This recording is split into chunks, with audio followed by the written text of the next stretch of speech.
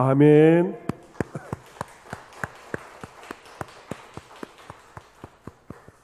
영원히 주를 찬송하리. 귀한 찬송 다시 한번 감사를 드립니다. 우리 지난주 맥주 감사주의를 보냈고 하반기를 시작을 하게 되었습니다. 이 하반기에 또 다른 중요한 교회의 감사의 절기가 있습니다. 어떤 절기입니까? 추수 감사주일. 11월 첫 주를 우리 교회는 추수 감사주일로 지키게 됩니다. 이제 추수 감사주일까지 약 넉 달간의 7, 8, 9, 10 넉 달간의 시간이 남아 있습니다. 우리가 올 하반기 맥주 감사주일을 하반기를 감사로 시작하였다면 이제 이 하반기를 추수 감사절까지 감사로 시작하여 감사로 마감하는 이번 하반기 여러분의 삶이 될 수 있기를 기원합니다. 칼 힐트라는 사람은 그의 행복론에서 말하기를 행복의 첫 번째 조건, 우리 모두가 행복하기를 원하는데 행복의 첫 번째 조건은 바로 감사라고 말하였습니다. 행복하기 때문에 감사하는 것이 아니라 감사하기 때문에 행복하다는 것입니다.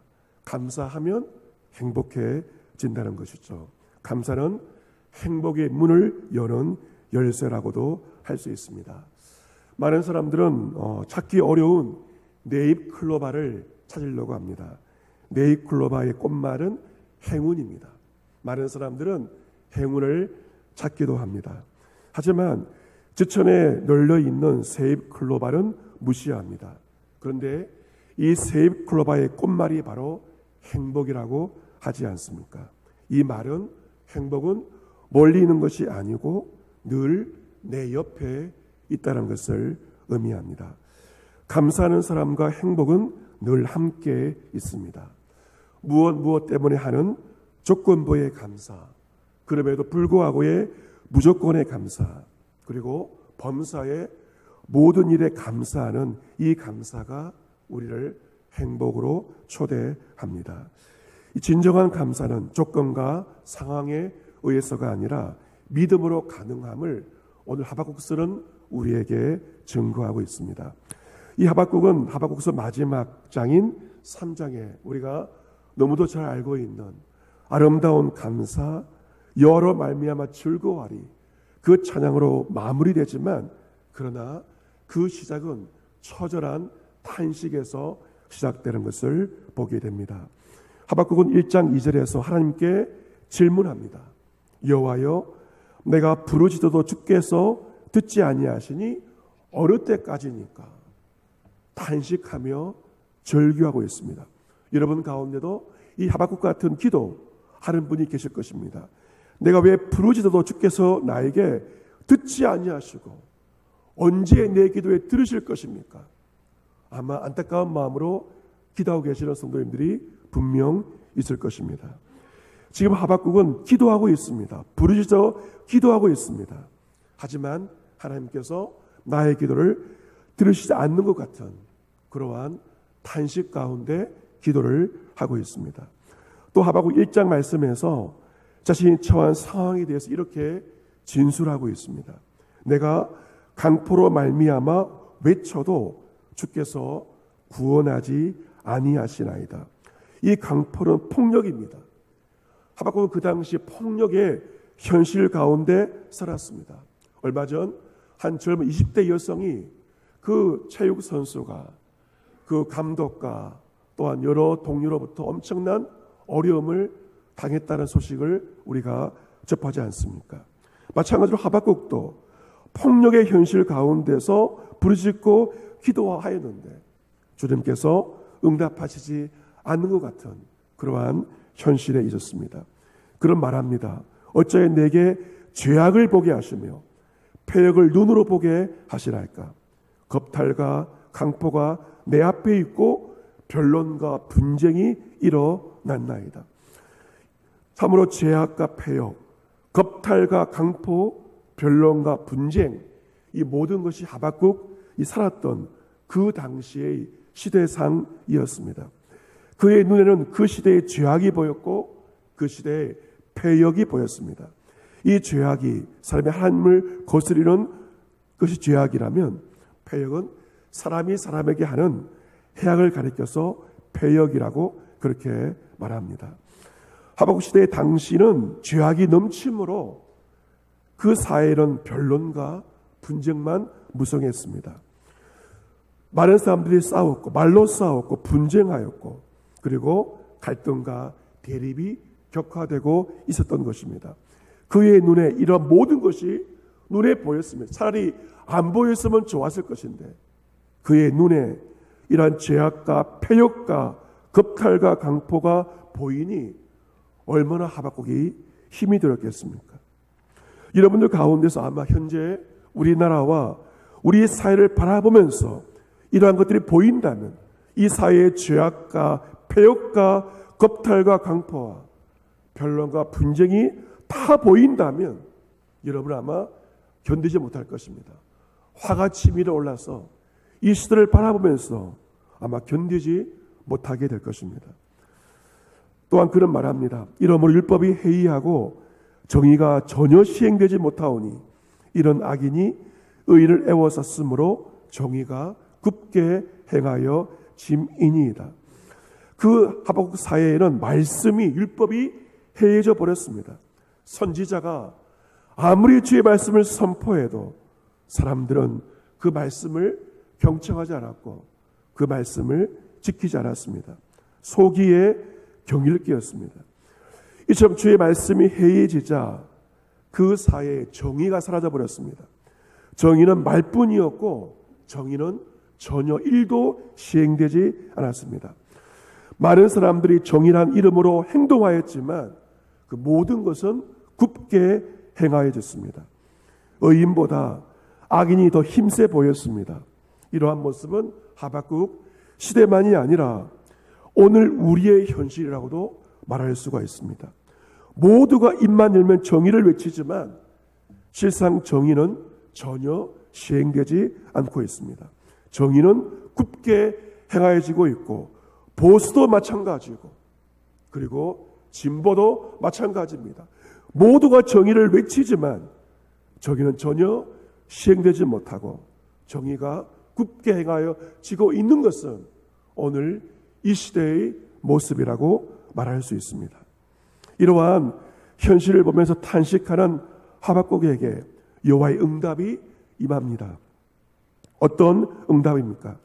내가 한 가지 일을 행할 것이다. 보라, 내가 살았고 성급한 백성 곧 땅이 넓은 곳으로 다니며 자기의 소유가 아닌 거처들을 점령하는 갈대아 사람을 일으켰다라고 하나님께서 말씀하십니다. 하나님께서 강포한 이스라엘 백성을 심판하기 위해서 이스라엘보다 더 살았고 호전적이고 힘센 갈대아 사람을 바벨론 백성을 일으키시겠다고 심판의 도구로 갈대아 사람들을 사용하시겠다고 말씀하십니다. 그러자 하박국이 다시 질문합니다. 주님은 눈이 정결하심으로 악을 참아보지 못하시며 패역을 참아보지 못하시거든 어찌하여 거짓된 자들을 방관하시며 악인이 자기보다 의로운 사람을 삼키는데도 잠잠하시나이까. 이 말씀은 악인이 자기보다 의로운 사람을 치는 것이 갈대아 사람이 이스라엘 백성을 치는 것은 맞지 않습니다. 부당한 것이라고 그렇게 하박국이 다시 호소합니다. 여러분, 하나님께서 우리의 죄악을 다스리실 때, 우리를 심판하실 때, 우리를 연단하실 때 하나님은 우리보다 더 의로운 자가 아니라 우리보다 훨씬 더 악한 자들을 도구로 사용하십니다. 때로는 사람이 아니라 인간과 비교할 수 없는 바이러스를 통해서도 우리를 치시기도 하십니다. 그 모든 것을 심판하시는 것은 하나님의 주권입니다. 하나님은 우리를 이해할 수 있는 방법이 아니라 전혀 이해할 수 없는 방법으로 우리가 보기에 말도 되지 않는 방법으로 우리를 치시기도 하시고 우리를 심판하시기도 합니다. 때로 우리는 나를 연단하는 그 사람을 보고 그 상황을 보고 낙심할 때가 얼마나 많이 있습니까? 하지만 우리는 그 사람과 상황을 바라보는 것이 아니라 주권적으로 우리를 심판하시고 우리를 연단하시는 하나님을 바라볼 수 있어야 합니다. 베드로전서 2장 19절에 보시면 부당하게 고난을 받아도 하나님을 생각함으로 슬픔을 참으면 이런 아름다우나 죄가 있어 매를 맞고 참으면 무슨 칭찬이 있으리요. 그러나 선을 행함으로 고난을 받고 참으면 이런 하나님 앞에 아름다우니라. 이를 위하여 너희가 부르심을 받았으니 그리스도도 너희를 위하여 고난을 받으사 너희에게 본을 끼쳐 그 자취를 따라오게 하려 하셨느니라. 그런 죄를 범하지 아니하시고 그 입에 거짓도 없으시며 욕을 당하시되 맞대어 욕하지 아니하시고 고난을 당하시되 위협하지 아니하시고 오직 공의로 심판하신 이에게 부탁하시며 친히 나무에 달려 그 몸으로 우리 죄를 담당하셨으니 이런 우리로 죄에 대하여 죽고 의에 대하여 살게 하려 하심이라. 우리 예수님은 선을 행하셨지만 부당하게 악인들로부터 고난을 받으셨습니다. 하지만 예수님은 자신을 욕하는 자와 맞대어 욕하지 않았습니다. 고난을 당할 때도 고난을 주는 상대방을 위협하지 않았습니다. 예수님은 오직 공의로 심판하시는 하나님에게 이 모든 것을 맡기고 부탁하였습니다. 예수님은 심판하시는, 악인을 통하여 나를 심판하시는 하나님의 주권을 인정하고 주권에 순종한 것입니다. 우리는 그 주님의 자치를 따라야 합니다. 하나님의 주권을 인정하는 것이 바로 예수 그리스도의 자치를 따라가는 삶입니다. 이제 오늘 본문 2장 1절의 하박국은 하나님 앞에 서게 됩니다. 나의 탄식, 나의 질문에 응답하실 하나님을 기다리며 그런 하나님 앞에 서게 됩니다. 그가 말합니다. 2장 1절 말씀 보면 내가 내 파수하는 곳에 서며 성류에 서리라.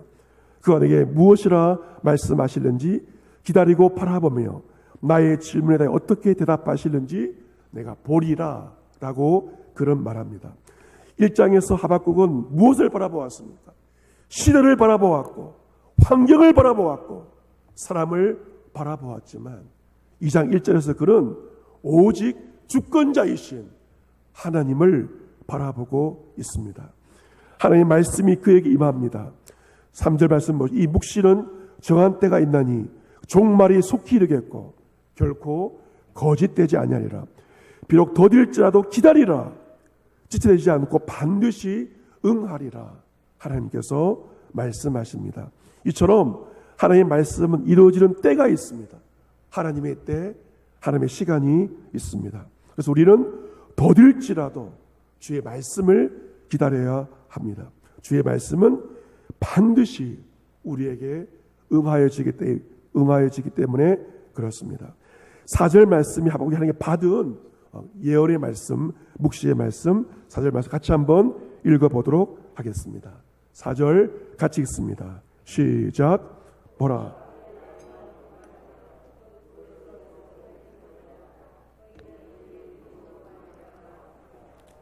아멘. 이 말씀 여러분의 말씀이 되시기를 바랍니다. 이 4절 말씀을 보면 악인과 의인이 대조가 되고 있습니다. 악의 특성은 무엇입니까? 그 마음이 교만하다는 것입니다. 교만하다의 원문의 뜻은 부풀려져 있다. 그 속이 부풀려져 있는 것입니다. 그 속은 정직하지 못합니다. 악의 특징은 한마디로 말한다면 겉과 속이 다릅니다. 겉의 모습과 속의 모습이 전혀 다른 것이 악인의 특징입니다. 하지만 의인의 특징은 무엇입니까? 바로 믿음입니다. 의인은 그의 믿음으로 말미암아 살리라. 이 믿음은 신실함. 하나님과의 관계에서 신실하다는 것입니다. 의인은 그 어떤 상황 가운데서도 하나님을 신뢰하고 주신 그 말씀을 믿는 자가 의인입니다. 이처럼 하나님과 그분의 말씀을 신뢰하는 의인이 마침내 구원을 받습니다. 믿음이 무엇이십니까? 신실하신 하나님을 그 어떤 상황 가운데서도 굳게 의지하는 것이 바로 믿음입니다. 이 믿음으로 말미암아 구원을 받고 마침내 하나님께 감사하며 찬양하게 됩니다. 마커스 50이라고 하는 찬양단이 있습니다. 목요일마다 찬양 집회를 하고 있는데 우리나라 가운데서 가장 영감이 있는 그러한 찬양단으로 추천을 합니다. 여러분께서 한번 유튜브를 쳐보시면 영상이 있는데 참 은혜로운 그런 집회의 모습을 보게 됩니다. 이 마커스 50에서 예배인들로 하는 분들이 몇 분 계신데 그 한 분인 여성 간사 소진영 간사의 간증을 소개해드리고자 합니다. 그들은 믿음의 가문에서 4대째 모태신앙으로 태어났습니다. 뼈대 깊은 믿음의 가문입니다. 그들의 교회를 나가는 것은 마치 밥을 먹는 것처럼 너무나도 당연한 일이었습니다. 하지만 인생의 터닝 포인트가 그녀에게 찾아오게 되었습니다. 그녀가 청년 때 25살 때 명절 전날 갑자기 몸에 오한이 찾아왔습니다. 링거를 맞기 위해서 병원에 가서 피검사를 했는데 의사는 큰 병원으로 가라고 했습니다.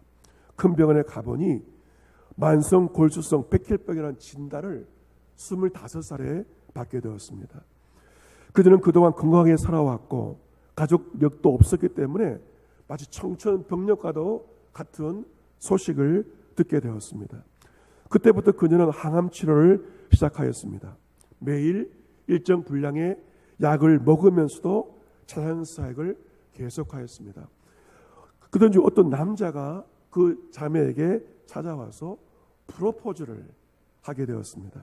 그녀는 그 자리에서 자신이 병에 걸려 있고 이 병이 매우 위험한 병이며 자신의 모든 상황을 다 털어놓았습니다. 그는 그녀의 모든 상황을 다 듣고 난 후 다음날 다시 만나서 결혼하자 프로포즈를 하게 되었습니다.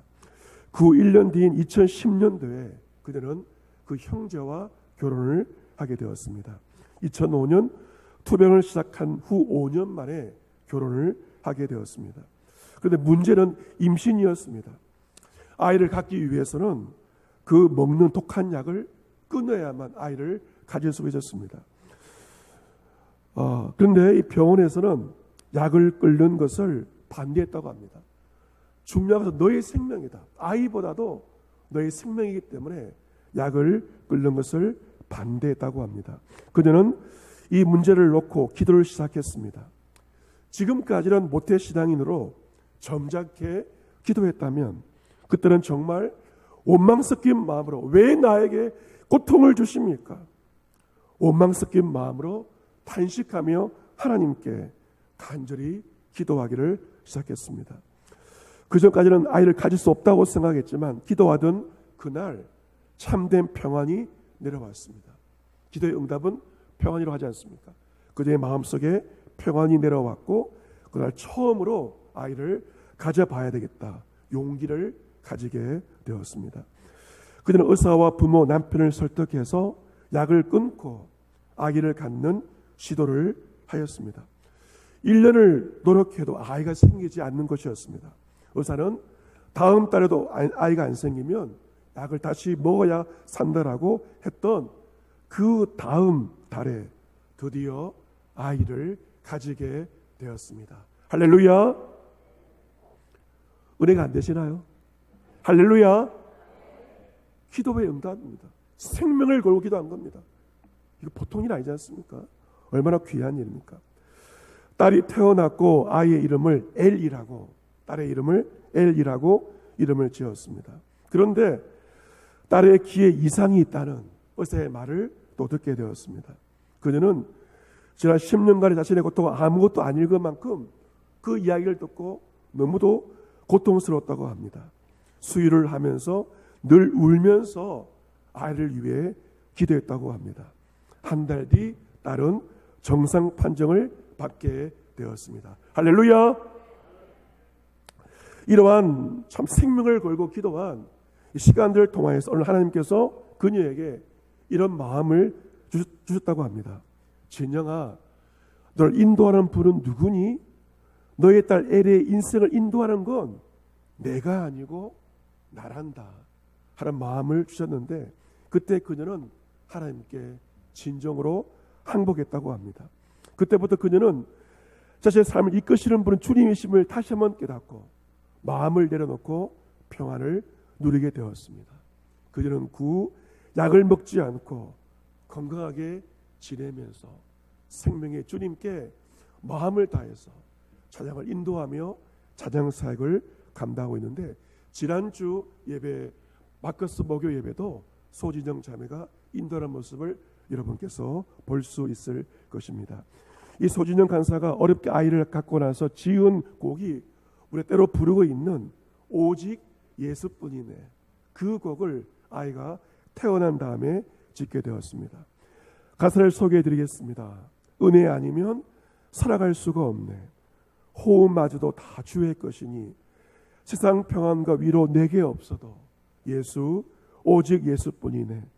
크신 계획 다 볼 수도 없고 작은 고난에 지쳐도 주께 묶인 나의 모든 삶 버티고 견디게 하시네. 은혜 아니면 살아갈 수가 없네. 나의 모든 것 다 주께 맡기니 참된 평안과 위로 내게 주신 주 예수 오직 예수뿐이네. 그 자매의 찬양이 저와 여러분의 동일한 고백이 될 수 있기를 바랍니다. 소진영 간사가 고통스러웠던 처했던 시간들을 통하여 마침내 응답을 받고 오직 예수뿐인의 찬양과 감사를 고백한 것처럼 하박국은 역시 탄식과 기도 가운데 오직 의인은 믿음으로 살리라 그 말씀을 받은 다음에 마침내 찬양을 드리게 됩니다. 너무나도 유명한 찬송이죠. 무화과 나무가 무성하지 못하며 포도나무에 열매가 없으며 감람나무에 소출이 없으며 밭에 먹을 것이 없으며 우리의 양이 없으며 외양간에 소가 없을지라도 나는 여호와로 말미암아 즐거워하며 나의 구원 하나님으로 말미암아 기뻐하리로다. 아멘. 이 찬송은 그냥 나온 것이 아닙니다.